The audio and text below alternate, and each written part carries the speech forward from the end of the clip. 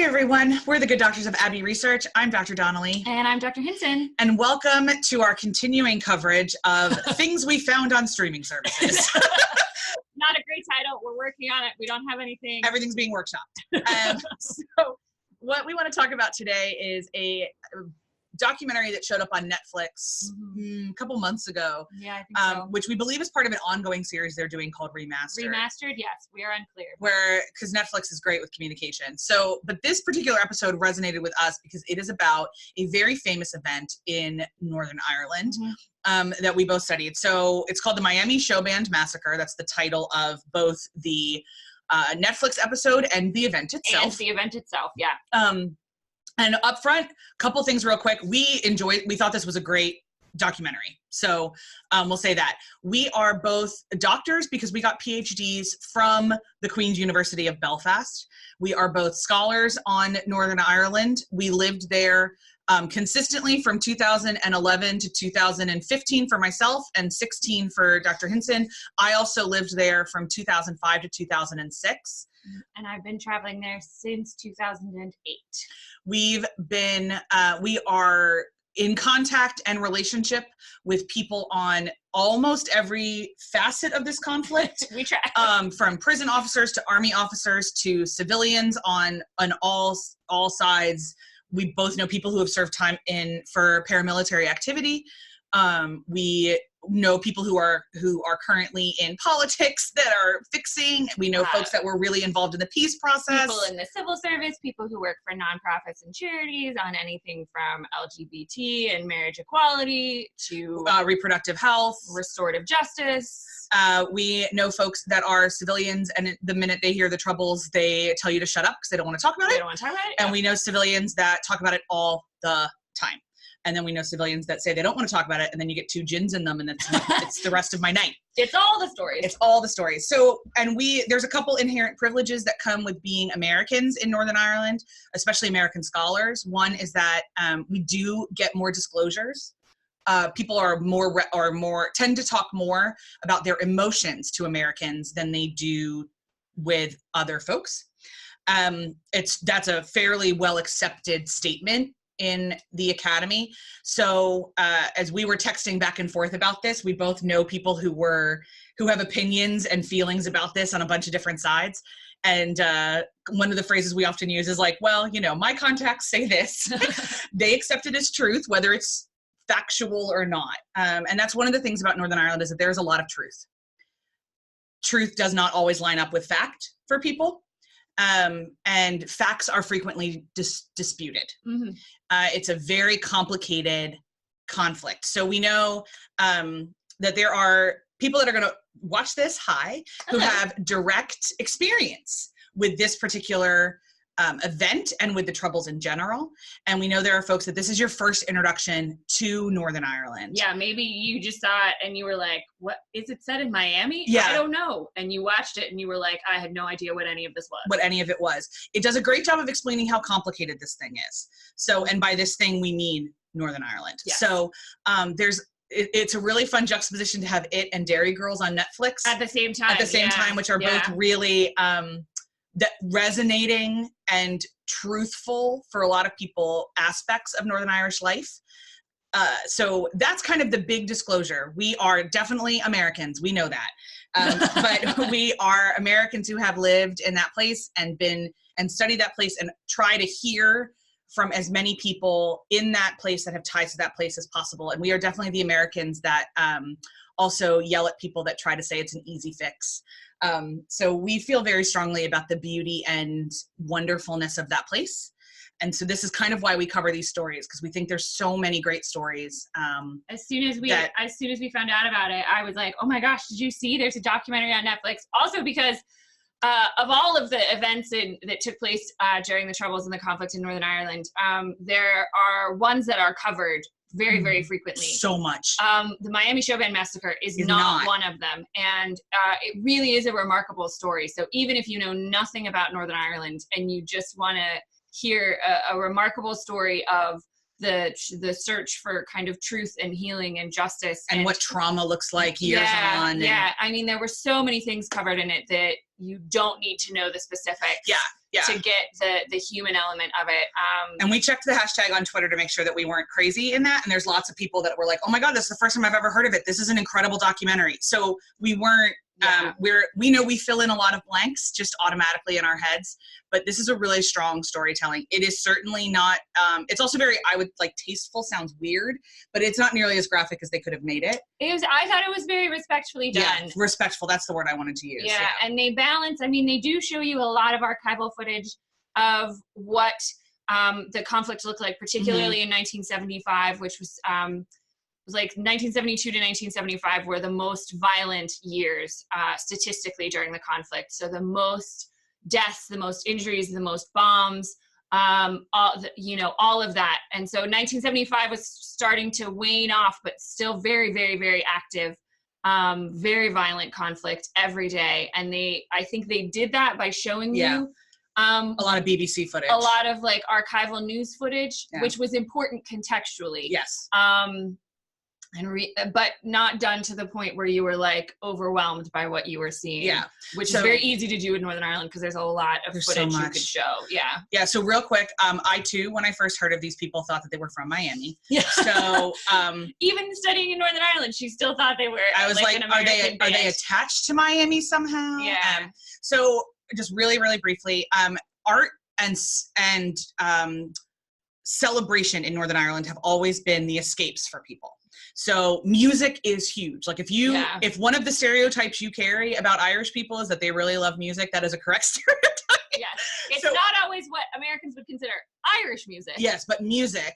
Ask us sometimes about the Garth Brooks concerts in Dublin in 2015. So anyway, music was a huge escape always. When I talk to my in-laws are all Northern Irish, and when they talk about the Troubles, they often tell small stories that involve things like what music they were listening to. Yeah. So music was a huge deal, and show bands, for people that don't know, are kind of like what we would call cover bands now. They do some of their own stuff and some of and a lot of covers. It's like a mix. Yeah. And it was the transition from big bands into the bands we know now. So there was band leaders that weren't always the lead singers. And there was a lot of people, like it's a very uniquely 60s and 70s musical entity. I think by the time we hit the 80s, we don't have show bands anymore anywhere. Yeah, and they were exceptionally popular in Ireland.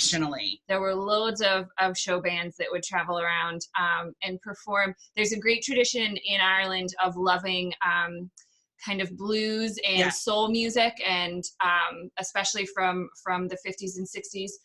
But that carries on into Irish music today, that tradition. And country, like traditional country. Yeah, so all of that was kind of what you were seeing the show bands performing.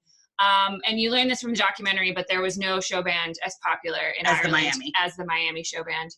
And they are shorthand as the Miami. Yeah, which I didn't know. Yeah, I didn't either. And they're from all over Ireland and Northern Ireland, the band members. And the story follows Stephen, I've got his name here somewhere, Steve Travers, who was one of the survivors of the incident, the massacre that took place.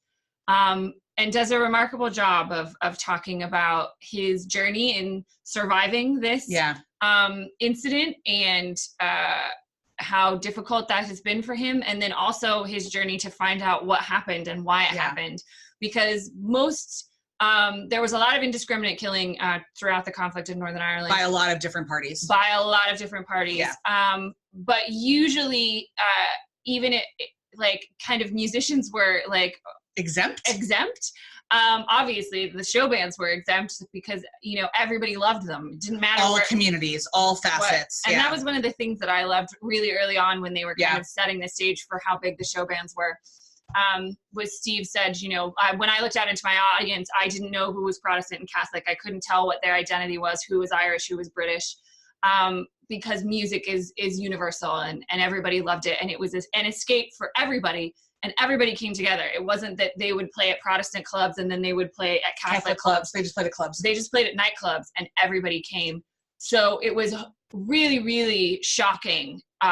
First of all, just that it happened, but then that people like artists and people that were just trying to make everybody's life a little bit better could also become victims because of the it was conflict. very clearly a targeted event. Yeah, this was not accidental. This was not accidental. It was targeted to attempt to kill all of the members of the Miami Showband, which it still like boggles the mind. And we still don't know exactly why it happened. There's probably 3 main competing narratives. Yeah. As to why. There was allegedly a significant element of knowledge within the British Army about what happened. So we have documentation alluding to that. We're always going to say allegedly because we have to. And we don't know.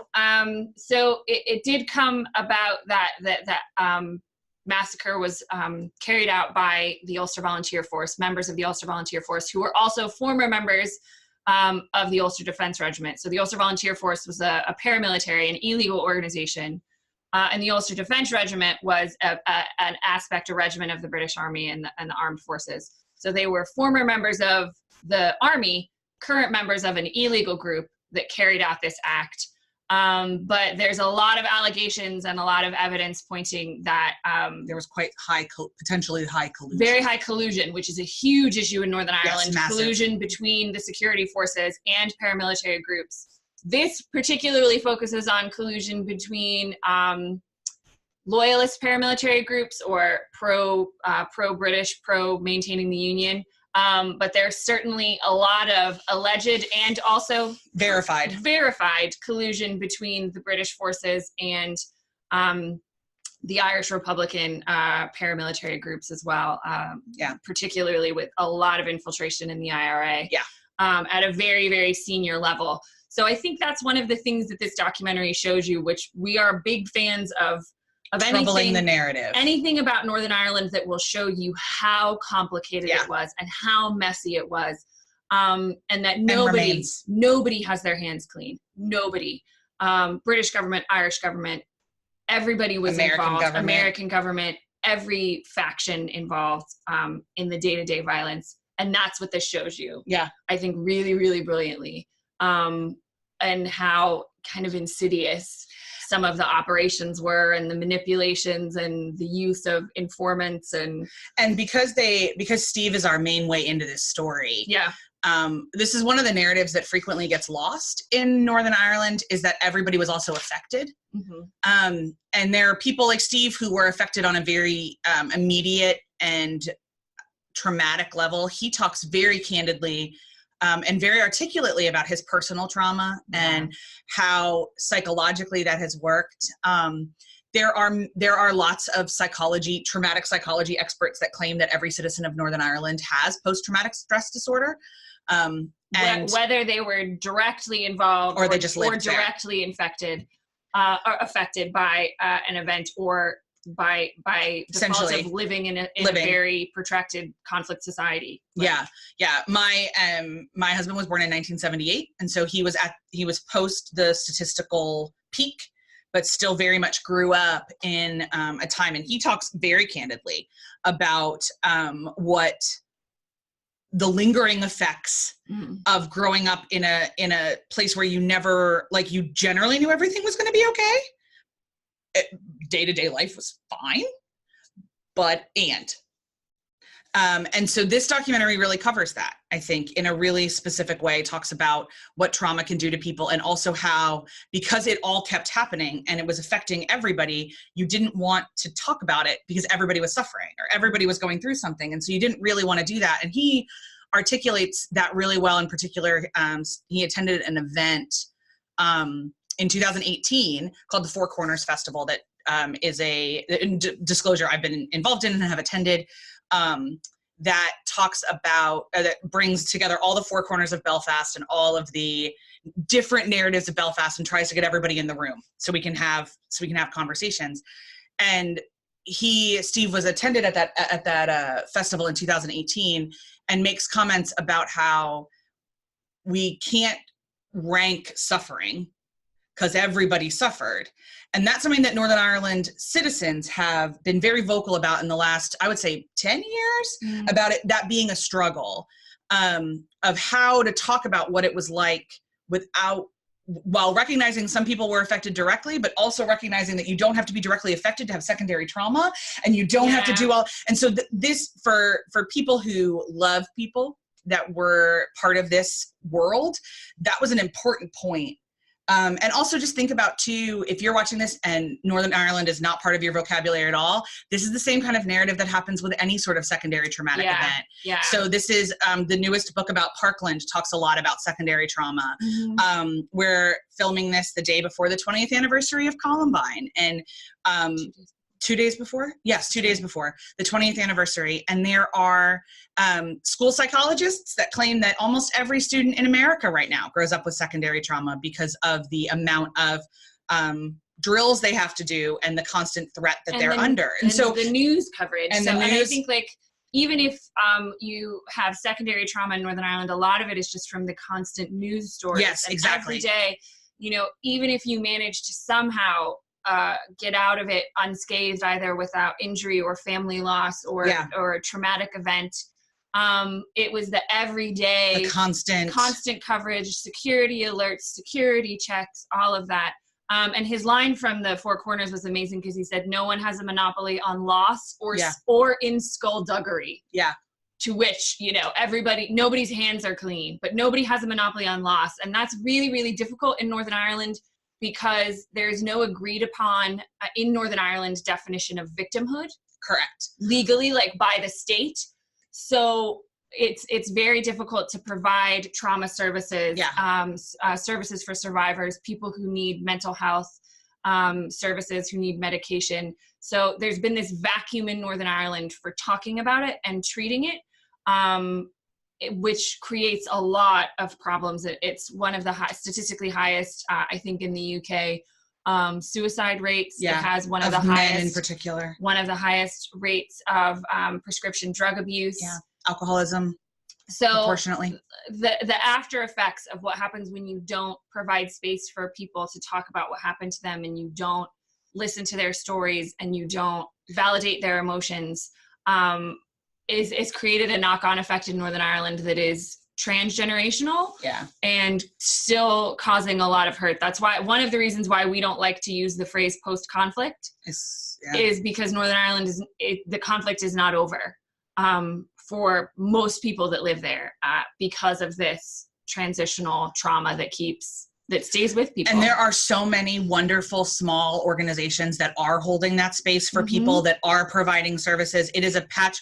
The story of Northern Ireland is a story of its citizens patching themselves together to solve problems, to be completely honest. Yeah. All of the most progressive change has come from grassroots.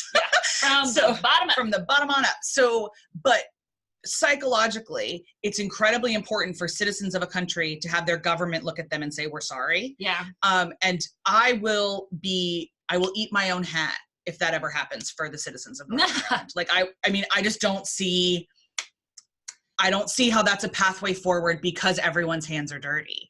And so because recognizing your fault means legitimizing other people's actions and your feelings. And so particularly from a governmental perspective, they're never going to apologize, because it recognizes that a different way of looking at the conflict than they are comfortable with doing. Yeah.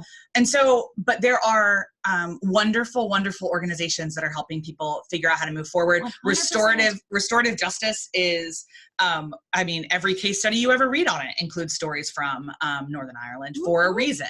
And like when I had the privilege of traveling to Colombia and speaking to people doing it down there, and they had questions for me about Northern Ireland because they had read about it and what that means. And so there's a lot of really rich lessons to be learned.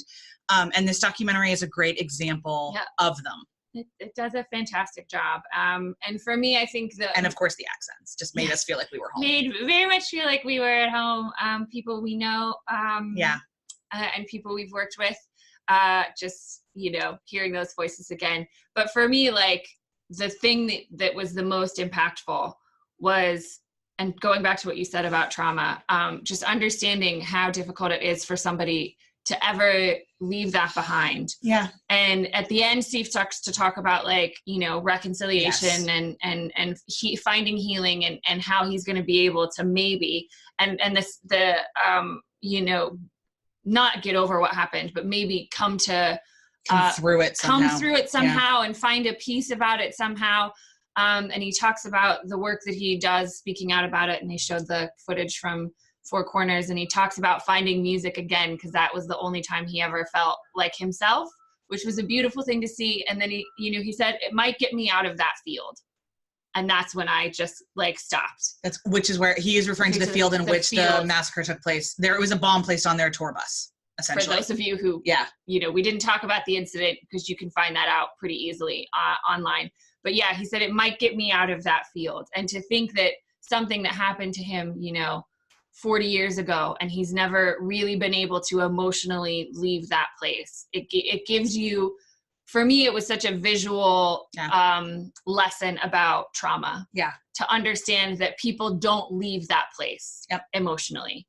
Physically, he moved to London, him and his wife, found new work. He tried to move on past it as much as he could, but emotionally and mentally, psychologically, he never left that field, which, you don't need to know anything about Northern Ireland to learn a lesson about trauma and surviving. And it was a wonderful story, I thought, at the end, for something as horrible that happened. Yeah. So if you are somebody who likes documentaries, if you like learning about places that aren't yours, this gets an enthusiastic 2 thumbs up from The Good Doctors. It's about an hour of your time. And it's 2 hours. Is it 2 hours? Hour and a half. Hour and a half. So it's less than 5 hours and more than 20 minutes. More than an hour. Somewhere in there. But it's not a big sit. It's not a hard sit. No. It's not, we've certainly both watched stories of Northern Ireland that we are much more hesitant to recommend. This one is much more all-encompassing and kind of, as Dr. Hinson just mentioned, transcends the particulars of that place. But anyway, highly recommended. If you watch it, please let us know what you think. Not only let us know what you think about it as a piece of art. I mean, of course, we're not reviewing the crime itself. We are talking about search for justice. Or we don't know. So we're talking about the narrative that this particular piece of art put together. So if you also ingest this piece of art, we'd love to hear your thoughts. Please do. Yeah. But that's everything we have for the remastered Miami Showband Massacre documentary on Netflix. We're The Good Doctors. I'm Dr. Hinson. Dr. Donnelly. We'll see you next time, everybody. Bye. Bye.